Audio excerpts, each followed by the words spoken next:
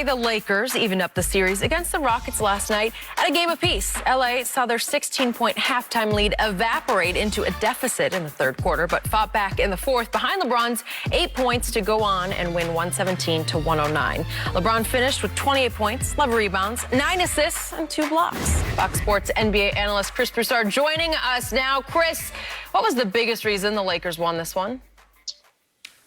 I have to start with LeBron James. LeBron said, and we know he's done this in the past, he'll get a measure for the opponent after game one. He'll kind of feel him out, see what he's got to do for the rest of the series. And after game one, we came out and talked about how the speed that the Rockets play with, how fast they play, how you have to adjust to it. I think he took inventory, and I think he figured out how he has to pace himself throughout the rest of this series, because not only does he have to deliver offensively, and especially in the fourth quarter, but defensively, he's doing a lot of defense on James Harden. He's done a really good job on Harden, so that's a responsibility. Has to make sure he's fresh for it. And what he's doing to Russell Westbrook, he's terrorizing poor Russ. I think Russ is waking up in the middle of the night like, oh my, LeBron. Figured it out. It's just ridiculous, the shot blocks, the dunking on him. And so what I saw yesterday from LeBron, first half, we know he wants to get AD involved in the first quarter. Second quarter, he scores 13 points. They got a comfortable lead. Third quarter, I think he was coasting. He didn't put his imprint on the game. Maybe it backfired because Houston got back in the game. But he was fresh for the fourth. And obviously, he dominated the fourth quarter and was tremendous. So I got to give LeBron the bulk of the credit. AD was big. We know whenever they get shooting from the other guys, Danny Green, Markieff Morris, that's huge. But they are doing a smart thing with Russell Westbrook, okay? Kind of like the Rockets did with Rondo. They're laying off of him and giving him the three. Yeah. Okay, if you get up on him, he'll drive around you, and he's more effective in the mid-range or at the hoop, we know. But they're just giving him the three, and he is too prideful not to take it. So he was 1 for 7 from three. Russ has not shot 7 3-pointers since Christmas Day. And if he continues to do that, he's going to play into the Lakers' hands. I think he'll adjust, but that was a smart move yesterday. We'll see how much Russ plays into it the rest of the series. But I think those are the reasons that the Lakers even this thing up. Go ahead. I know you chomping it a bit. Go ahead. No, you should. No, go ahead. No, I know you chomping. I need you to glow. I don't like glowing. I need you to make LeBron overconfident. No. That was the biggest bunch of LeBron hero worship I've ever heard on this show. I couldn't even believe what I was hearing. Skip, LeBron played well, and as Chris mentioned, you have to figure it out. And yes, they are small, but they play at a breakneck pace because they're small, they can't afford to get involved into a half-court set when you have bigs. Because Could I interrupt real quick? Yes. What did I tell you as I made my prediction on Friday that the Rockets would win game one? You can't simulate what they do in practice. Right. And all of a sudden, LeBron's going, greatest show on turf, St. Louis Rams. Right. Okay, go ahead. They got very fast, Skip. And when you're small, you got to be active with your hands. I mean, you going up and they swiping at the ball, and the ball hit the floor. P.J. Tucker, I love Tuck because he feels that he don't care if there's like 8 7-footers out there. He's like, I'm going to get this rebound. The ball hit the floor, he's on the floor. Covington is the same way. They have a lot of scrappy guys. Gordon is in this, sticking his hands in there trying to pull the ball out. James Harden is trying to swipe balls left and right. But at the end of the day, we have LeBron and AD, and y'all do not. Now, I'm not underestimating the Rockets because they got 2 of the last 5 MVPs on their roster. James Harden can get 50. We've seen him go get 25 and a half. So I'm not shortchanging him. But as AD told Turnabout and Tuck, and they were laughing going back up the court, he looked like this, like, you too small, bro. You can't do nothing with this here. This 6'10 and a half and can go to the mid-range, can get in the post. He started crashing the boards. He got putbacks. He got loose ball, dunking at home. That was really the difference in the ball game. Yes, Chris, I don't know if you agree with me, but I don't know how much more. JaVale did hurt his ankle, but I don't know how much more we're going to see of JaVale and Dwight because this is really not a series for a true 5. This is a series for a hybrid.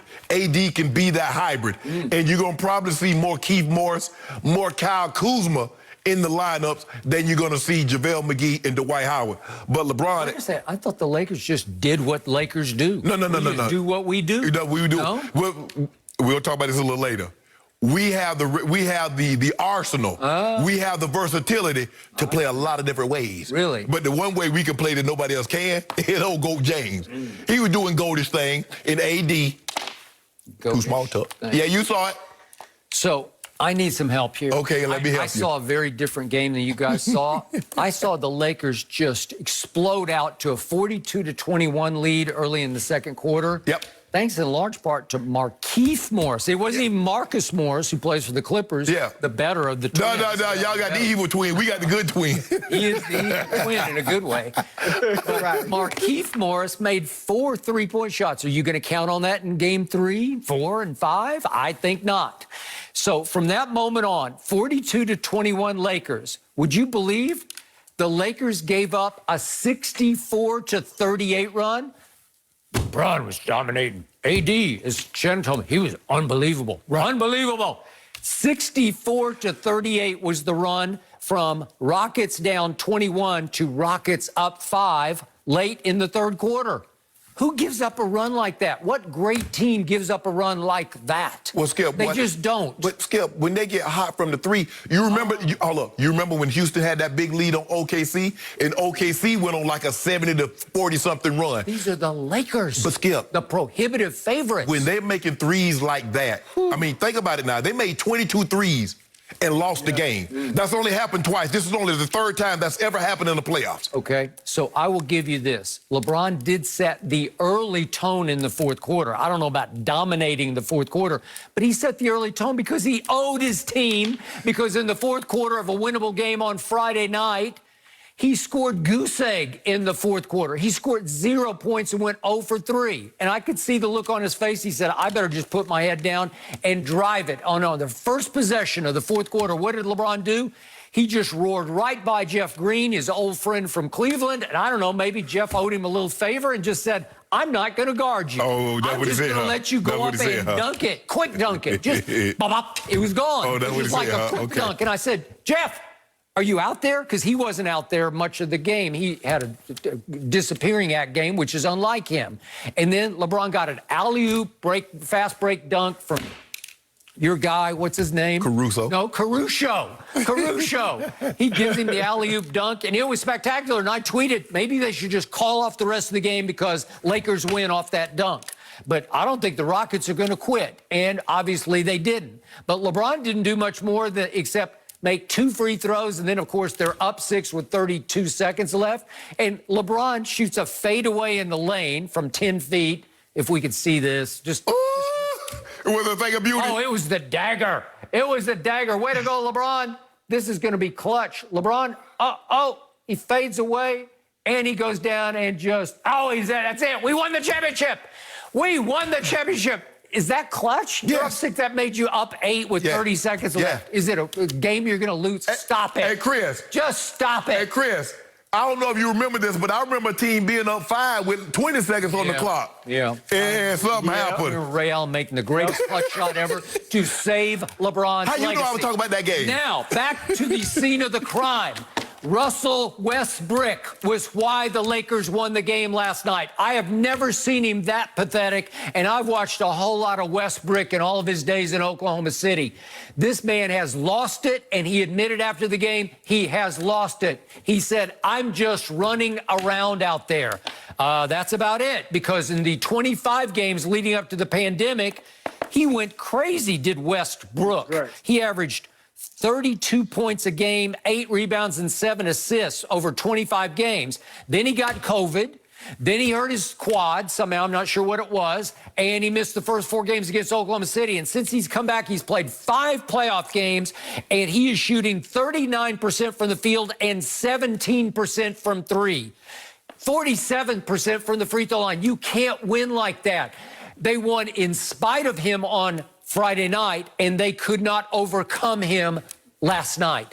He was 7 turnovers, 4 for 15, 1 for 7 from 3. It's hard to overcome that when everybody else is playing at a high level. And of the starters, everybody had an average of +8 in plus minus. And what was Westbrook? -14. -14. It's hard to beat that. Well, I'm sorry. He was your MVP last night. Let me ask you a question. You believe they'll make 22 threes again? Yeah, they averaged 20. Makes. Yeah, makes. Okay.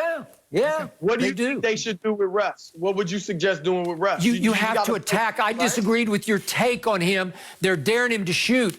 Back in, December, January, February, what he would do when James would get doubled, as the Lakers did most of the game last night, just attack with the ball. When the ball comes to you, just put your head down and drive it, because good things are usually going to happen. Because you got 2 guys out on Russ, so you only have 3 to guard 4. Something good will happen. You can't shoot those threes because you're terrible from 3. Did you see what LeBron has been doing to him? Did you see Friday night? Well, Chris acted like LeBron's guarding everybody. He is. Oh, wow.